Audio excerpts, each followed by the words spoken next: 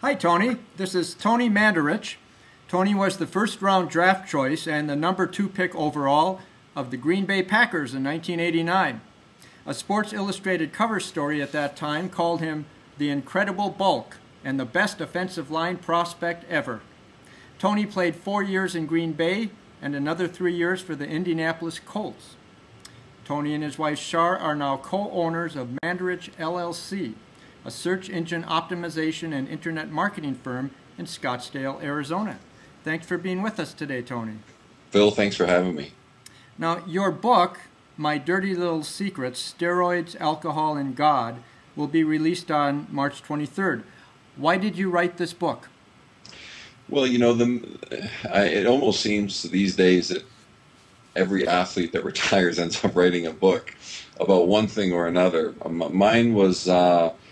Mine has some uniqueness to it. I think that the problems, some of the problems I had behind the scenes with alcoholism and painkiller addiction were a lot of things people didn't know about. I think there was also a history of me with steroids, so everybody kind of focused on the steroids part, and they were blind to what was really going on, and that was, the fact that I was killing myself every day with taking painkillers and drinking.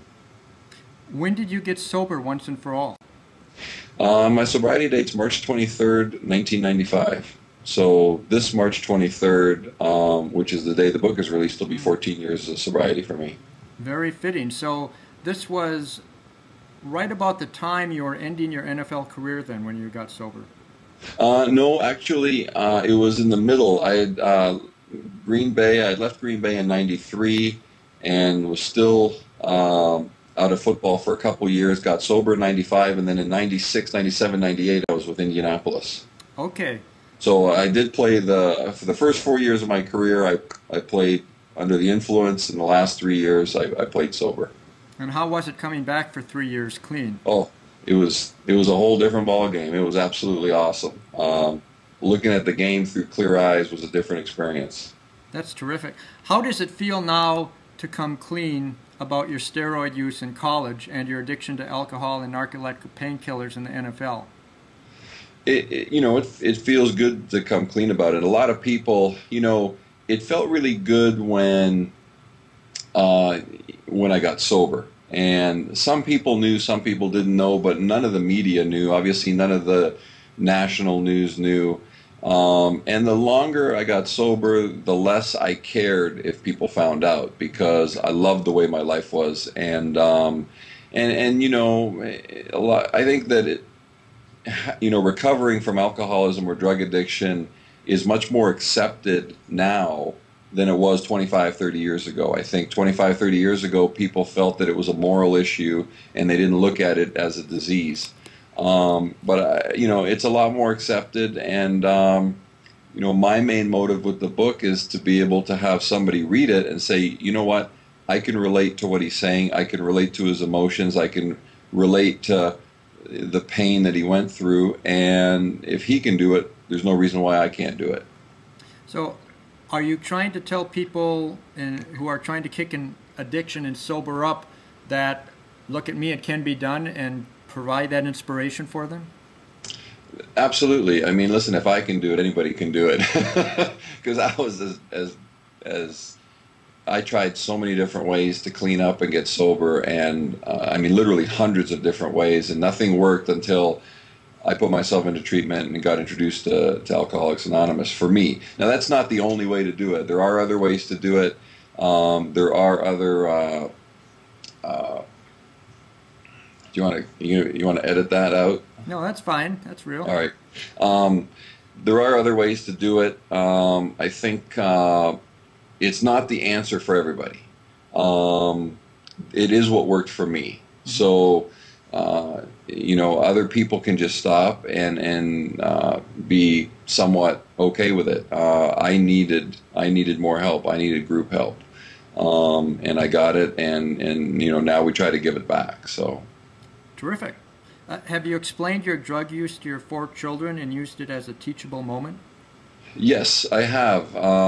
They know pretty much the whole story. Obviously, now they know a lot of the details that I didn't go into them with them before. But yeah, it's a caution for them, and I've told them the truth. I've said, listen, you may not think that this will creep up on you, but it'll creep up on you fast, and then one day you'll wake up and you'll think to yourself, how did I get here? Great. So, how old are your kids? We have 4 kids, 17, 15, 14, and 11. Great.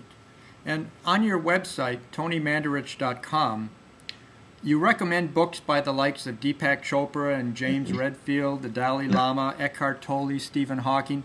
When did you make the leap from self-absorbed to self-aware? Definitely when I got sober. I never used the phrase self-aware before 1995. I remember a friend of mine, I was having trouble sleeping those first few months of being sober, and he gave me a cassette tape of Deepak Chopra. I think it was called something. It was about sleeping. It was focused on how to have restful sleep. Mm-hmm.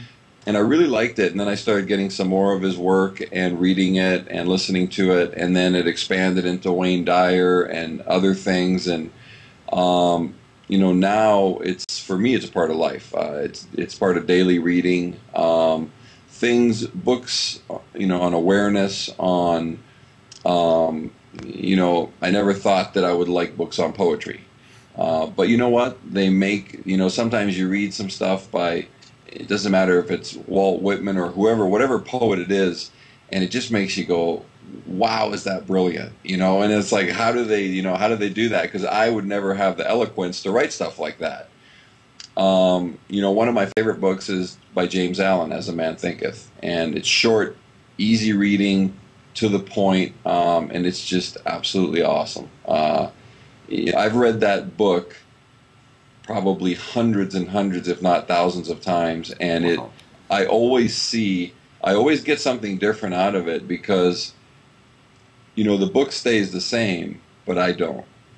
So my perspective is constantly different and constantly changing. So what I read last month in that book, wherever I was last month and whatever state of mind I was, will be the same words this month, but I'll look at it differently because I look at the world differently. I saw another book was on your list was by Rabindranath Tagore, the Indian Oh poet. yeah, I like he's him. probably one of my favorite poets / philosophers. Not many people know about him, or at least not many of the people I hang out with know about him. But in early sobriety, I read some of his work and absolutely loved it. I imagine you're also a fan of Rumi. Yes, yeah, I do like Rumi. Yeah, he's got that Rumi Love Poems book, mm-hmm. and he's obviously a lot of work. He has a lot of work, but I really enjoy reading his stuff too.